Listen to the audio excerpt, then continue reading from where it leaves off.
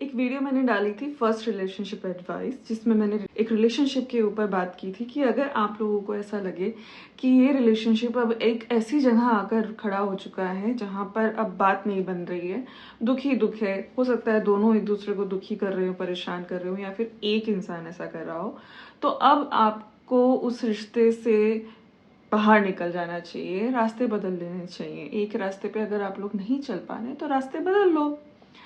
सारी जिंदगी घुट घुट के बिताने से तो बेहतर यही है। और अगर आप खुद को दुखी देते हो तो आप सर्टेनली दूसरे इंसान को भी दुख ही देने वाले हो, क्योंकि जो इंसान खुद को खुश नहीं रख सकता है, जो इंसान खुश ही नहीं है, वो किसी को खुश कैसे रखेगा।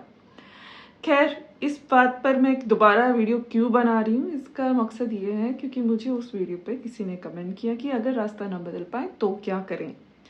तो मेरा तो ये मानना है कि आप अगर कुछ ठान लें तो ज़रूर कर सकते हैं, फिर वो आपके रिश्ते भी हो सकते हैं। और करियर में तो हम लोग अक्सर यही करते हैं कि हम कुछ ठानते हैं और हम वो गोल के ऊपर इतना काम करते हैं कि उसे पा भी लेते हैं। बहुत सारे लोग अपने गोल्स को अचीव करते हैं, लेकिन ज़्यादातर लोग रिश्तों में बड़े फंस के रह जाते हैं।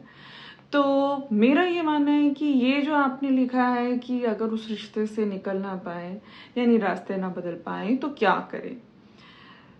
तो क्या करें, आपके पास दो ऑप्शन है। या तो आप उसी रिश्ते में रहिए, दुखी रहिए, खुद भी दुखी रहिए, दूसरे इंसान को भी दुख में रखिए, और दूसरा रास्ता आपके पास है ही जो मैंने बताया है। अगर आप पहला रास्ता चुनते हैं तो उसमें तो कोई होप नहीं है खुशी की, तो ऐसे ही कंटिन्यू मिजरेबल लाइफ चलती रहेगी आपकी। लेकिन दूसरी अगर आप रास्ता चुनते हैं तो हो सकता है कि खुशी आए आपके जीवन में भी, उस इंसान के जीवन में भी, और बहुत कुछ आप दोनों की लाइफ में बहुत अच्छा हो सकता है आगे चलकर। देखिए, ये जो हमारी मानसिकता होती है अक्सर रिश्तों को लेकर होती है कि एक बार रिश्ता बना लिया तो बस टूटना नहीं चाहिए। वैसे तो मैंने वो जो वीडियो बनाई थी, एक मेरे सामने एक इंसिडेंट हुआ था, मुझसे किसी ने पूछा था, ऐसी कोई सिचुएशन खड़ी हुई थी बॉयफ्रेंड गर्लफ्रेंड की, तो शादी नहीं थी। मैंने एक्चुअली वो वीडियो शादीशुदा कपल के लिए बनाई भी नहीं थी, लेकिन शादीशुदा कपल्स ने अपने ऊपर ले ली।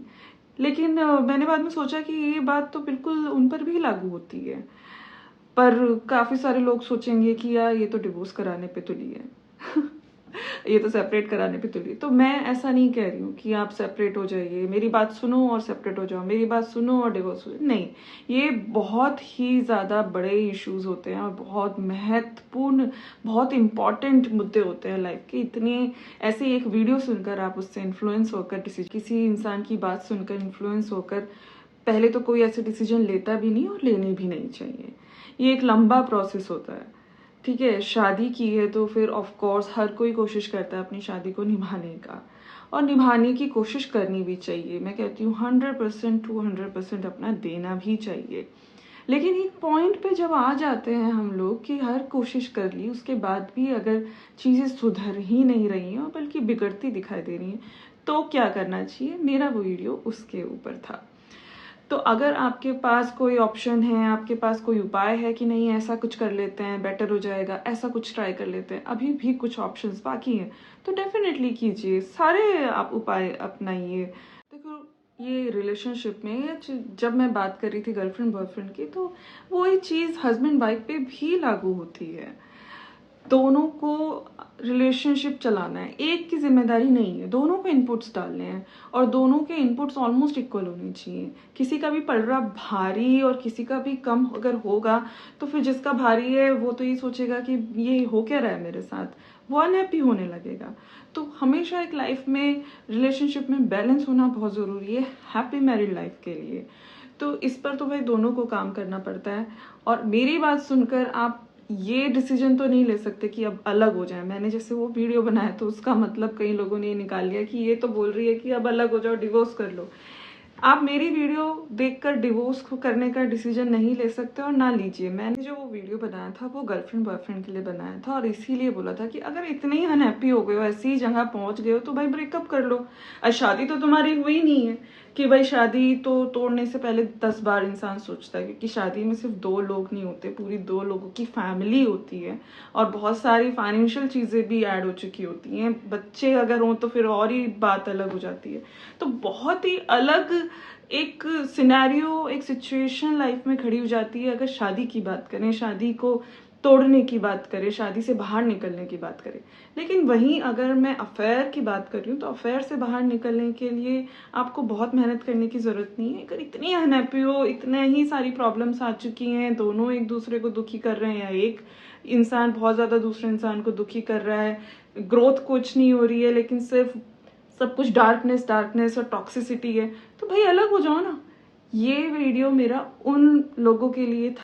जाहिर सी बात है, अगर शादी से पहले ही तुम्हारा रिश्ता इस मुकाम पर जाकर पहुंच चुका है जहां तुम एक दूसरे को दुखी कर रहे हो, परेशान कर रहे हो, या अगर ऐसा हो गया है तो फिर क्या ज़रूरत है। आप मतलब समझ जाओ, शादी तो फिर आपकी निभने नहीं वाली, आप शादी नहीं निभा पाओगे, तो फिर क्या फ़ायदा शादी करके। शादी बहुत बड़ा डिसीजन होता है, तो शादी से बाहर निकलना भी बहुत आसान नहीं होता है। और ये मैंने पहले भी बोला, लाइफ को अप्स एंड डाउन कर देता है ये।